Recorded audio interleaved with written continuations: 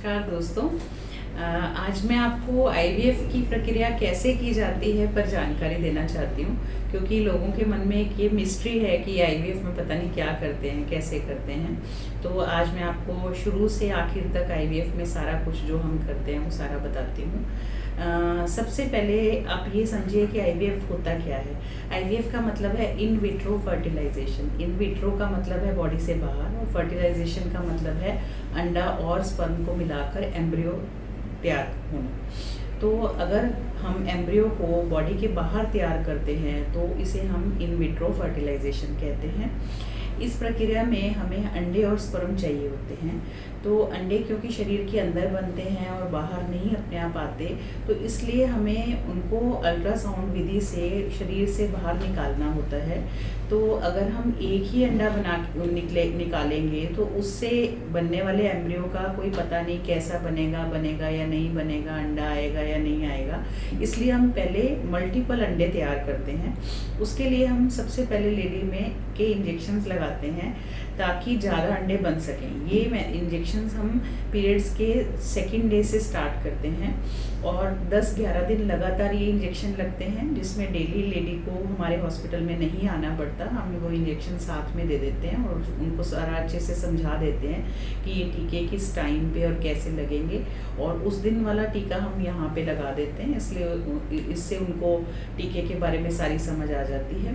और फिर बीच में उनको 1-2 बार चेकअप के लिए बुलाते हैं, जिससे हमें पता चल जाता है कि ये टीके अपना काम अच्छे से कर रहे हैं और अच्छे अंडे बन रहे हैं। और उसके बाद एक दिन आता है जब सारे फॉलिकल जिनमें अंडे होते हैं, वो फॉलिकल जब 18 से 20 mm के साइज़ के हो जाते हैं, तो हम उन्हें सुबह खाली पेट बुलाते हैं और बेहोशी में अंडे निकालते हैं अल्ट्रासाउंड द्वारा।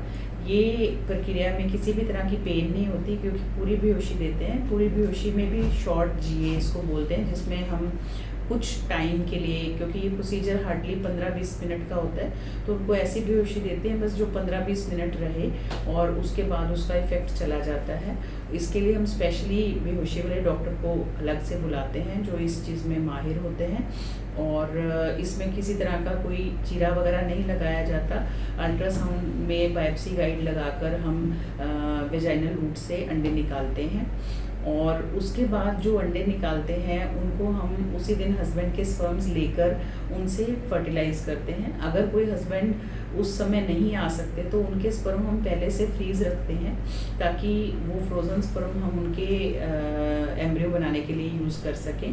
और फिर हम आईवीएफ लैब में इक्सी विधि से एक अंडे के अंदर एक स्पर्म इंजेक्ट करते हैं, जिससे कि सभी अंडों के अंदर स्पर्म चले जाते हैं। और फिर हम उन अंडों को इंक्यूबेटर में रखते हैं और फिर वो आगे बढ़ने लगते हैं। तो एम्ब्रियो फिर डिवाइड होना शुरू होता है, 1 से 2 से 2 से 4, 4 से 8, 8 से 16। तो इस तरह से एम्ब्रियो बढ़ते बढ़ते बढ़ते 5वें-6वें दिन ब्लास्टोसिस्ट स्टेज में आ जाता है। ये ब्लास्टोसिस्ट स्टेज वो स्टेज होती है जब नेचुरल प्रेगनेंसी होती है, तो बच्चा ब्लास्टोसिस्ट स्टेज में यूट्रस में आता है। तो उसी स्टेज में हम एम्ब्रियोज को फ्रीज कर लेते हैं। हम फ्रेश साइकिल एम्ब्रियो ट्रांसफ़र नहीं करते हैं, क्योंकि उसका रिज़ल्ट अच्छा नहीं आता है। कभी कोई ख़ास केस हो जहाँ पे हमें लग रहा हो कि सारा ठीक है, एंडोमेट्रियम अच्छी है, सीरम प्रोजेस्टेरोन लेवल नॉर्मल है, तो हम कभी फ्रेश साइकिल कर भी सकते हैं। पर 99.9% हम फ्रेश साइकिल नहीं करते, और हम सारे एम्ब्रियोज फ्रीज करके और उसके बाद पीरियड्स आने पे लेडीज़ को बुलाते हैं और उनको फिर उस टाइम पे उनको सारी जानकारी देते हैं कि आपके कितने एम्ब्रियो तैयार हुए हैं, कितने फ्रीज हुए हैं। और उसके बाद फिर हम उनकी लाइनिंग तैयार करते हैं, और जब लाइनिंग 8 से 10 mm की हो जाती है तब हम उनको प्रोजेस्टेरोन देते हैं, और प्रोजेस्टेरोन का इफेक्ट आने के बाद हम एम्ब्रियोज उनकी यूट्रस में रख देते हैं और उसी दिन उनको घर भेज दिया जाता है। इस प्रक्रिया में कोई बेहोशी नहीं देते, क्योंकि ये एक बहुत ही पेनलेस प्रक्रिया है। बहुत ही इसमें 2-3 मिनट का टाइम लगता है, और एम्ब्रियो ट्रांसफ़र करने में कोई ज़्यादा टाइम नहीं लगता, कोई पेन बिल्कुल भी नहीं होती। और इसके बाद किसी तरह की कोई बेड रेस्ट की ज़रूरत नहीं होती और खाने पीने में भी कोई पर्टिकुलर चीज़ मना नहीं होती। हम बस एक बैलेंस्ड हेल्दी डाइट की सलाह देते हैं कि आप घर का बना हुआ ताज़ा हेल्दी खाना खाएं, तरह तरह की सब्जियां, फ्रूट्स और घर की बनी हुई चीज़ें, दालें वगैरह खाएं। और उसके बाद हम 10 दिन बाद, क्योंकि हम ब्लास्टोसिस्ट ट्रांसफ़र करते हैं, तो हम 10 दिन बाद ही पेशेंट को टेस्ट के लिए बुलाते हैं और उस टेस्ट में हमें पता चल जाता है कि अगर वो टेस्ट पॉजिटिव आ रहा है तो इसका मतलब है कि जो एम्ब्रियो हमने डाले थे उसमें से कोई ना कोई एम्ब्रियो ग्रो कर रहा है। और अगर वो टेस्ट नेगेटिव आता है तो इसका मतलब ये है कि उनमें से कोई भी एम्ब्रियो ग्रो नहीं कर रहा है। हमारे सेंटर में मोस्टली रिज़ल्ट पॉजिटिव ही आता है। हमारा सक्सेस रेट बहुत ही अच्छा है, it is more than 80% now. और उसके बाद फिर जिनको प्रेगनेंसी हो जाती है उनको हम 10 दिन बाद अल्ट्रासाउंड के लिए बुलाते हैं और जिनको प्रेगनेंसी नहीं हुई होती उनके साथ डिस्कशन करते हैं और उनको अगले साइकिल में क्या करना चाहिए उसके बारे में डिस्कस करते हैं। तो ये थी सारी प्रक्रिया जो हम फॉलो करते हैं। ये बहुत ही सिंपल टेक्निक है।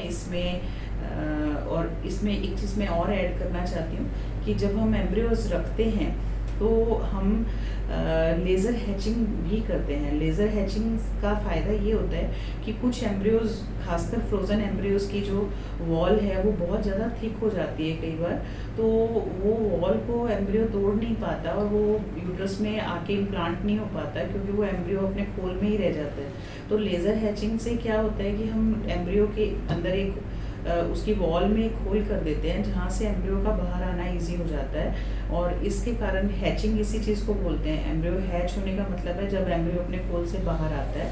तो इस तरह से हम लेज़र के द्वारा असिस्ट कर देते हैं कि एम्ब्रियो हैच हो और यूट्रस में आ सके और यूट्रस में इम्प्लांट हो सके।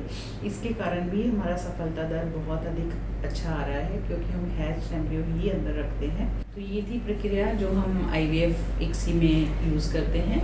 आशा करती हूँ कि आपको समझ में आ गया होगा कि कैसे स्टेप बाय स्टेप हम पहले अंडे बनाते हैं, फिर उनको बॉडी से बाहर निकालते हैं, फिर उनको स्पर्म्स के साथ मिलाते हैं, फिर उनसे जो एम्ब्रियो बनते हैं उनको लैब में 5वें दिन तक ग्रो करवाते हैं, फिर सारे एम्ब्रियोज़ को फ्रीज़ करते हैं और उसके बाद अच्छी यूट्रस की लाइनिंग बनाकर सारे उसमें से 2-3 एम्ब्रियोज़ जो हैं वो हम थॉ करते हैं, वो यानी कि बाहर निकालते हैं और फिर उन पे लेज़र हैचिंग करके उनको यूट्रस में रखते हैं।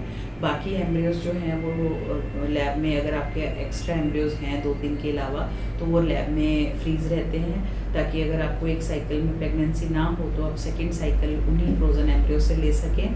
और कई बार ऐसा भी होता है कि आपको फर्स्ट अटेम्प्ट में प्रेगनेंसी हो जाती है तो आप वो अपने बचे हुए एम्ब्रियोज़ फर्दर फ्रीज़ करवा सकते हैं और अपना दूसरा बच्चा 2-3-4 साल बाद जब भी आप चाहें उन्हीं एम्ब्रियो से ले सकते हैं। आपको दोबारा टीके लगवाना, अंडे निकलवाना, ये सारा कुछ नहीं करवाना पड़ता।